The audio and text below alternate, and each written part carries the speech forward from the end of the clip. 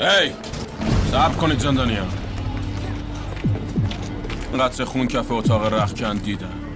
کی به من میگه جریان چی بوده؟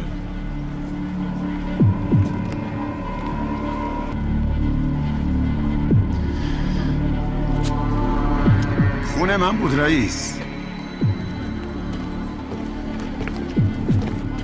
راستش من وقتی داشتم کار میکردم دستم زخمی شد.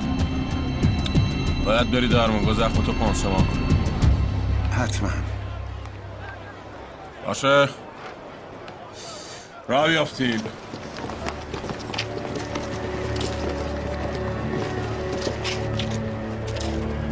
تو خوبی؟